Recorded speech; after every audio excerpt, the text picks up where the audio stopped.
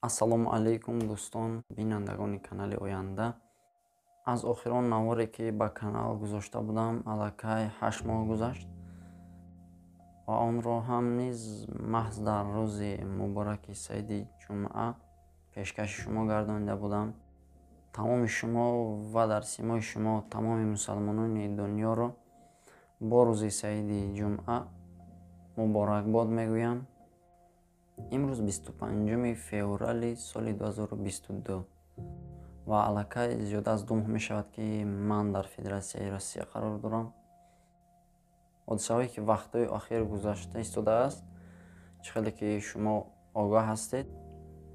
ман оиди онҳо низ мехостам фикрҳои худамро баён кунам. дигарон гуфтанд ва ман каме илова кунам. аз чӣ оғоз шуд? коғази сафед. коғази сафеди оддие ки ҳаст, то он вақте лозим аст ки сафед аст, яъне тоза аст ва ҳама истифода мебаранд.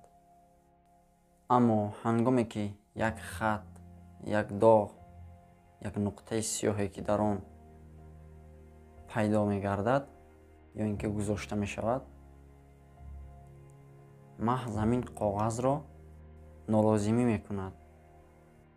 ин ҳодисаҳо ҳам низ ба монанди ҳамин аст. ҳама ин кор аз куҷо сар шуд? 3 нафаре ки ба яке аз мағозаҳои Пятёрочка ки дар шаҳри Москав қарор дорад, ба мақсади ғорат ҳамла намуда як нафарро ба ҳалокат расониданд ва онҳо зодаи Тоҷикистон буданд. маҳз ҳамин ҳолати дуюме ки якчанд рӯз пеш, яъне 2 ё 3 рӯз пеш рух дода буд, дар натиҷаи ҳолати якум ба вуҷуд омадааст ва мешавад ҳолатҳое ки болои кормандони мақомотҳо фишор аст ва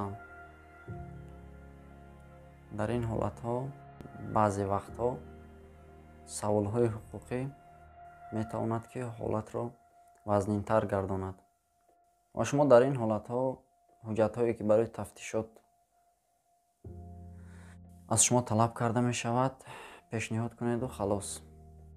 хулоса дар охири навор гуфтанӣ ҳастам ки мақсад аз ин навор кардан дар чӣ буд? мақсад аз ин навор муроҷиат ба он нафароне ки дар кишвари бегона меоянду даст ба дузди авбошӣ ба корҳои сифати пасти инсонӣ дошта, ба дискоклуб гаштан, ба корҳои зидди шаръӣ, зидди исломӣ ё ин ки зидди конститутсияи ин ё он кишвар даст мезананд. пеш аз ин амалро анҷом доданашон,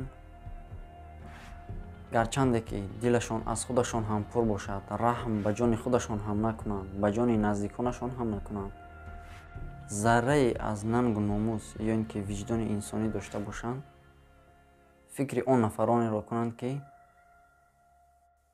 аз 2 то 7000 километрро дар ин хунукӣ тай карда меоянд, оилаву фарзандҳояшонро, падару модарашонро гузошта, хешованду наздиконашонро тарк карда, барои дарёфти як тикка нон, як бурда нон, барои пайдо намудани ризқу рӯзии фарзандонашон, барои беҳбуди зиндагияшон хунукиро хунукӣ нагуфта омада дар ин ҷо фаъолият мекунанд.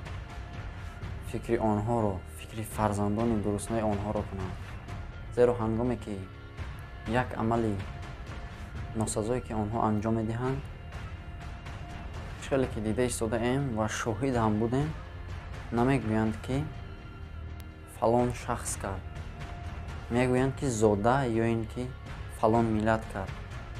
боз чӣ хеле ки гуфта будам дар аввали навор, боз як бори дигар ҳам мегӯям, як нуқтаи сиёҳе ки дар коғази сафед пайдо мегардад, тамоми онро доғдор мекунад ва онро нолозима мегардонад. як гуноҳе ки шумо, як амалии носазое ки шумо имрӯз анҷом медиҳед, аз пушти кори шумо шуда, аз пушти амали шумо на танҳо як миллати тоҷик, балки чӣ хеле ки имрӯз дида истодаем, тамоми муҳоҷирон сарсону саргардон ва овора ҳастанд.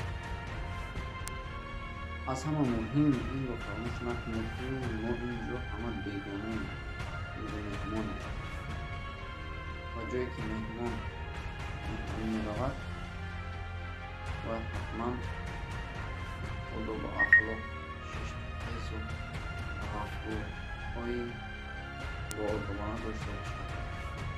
یعنی مهمان بودن درست.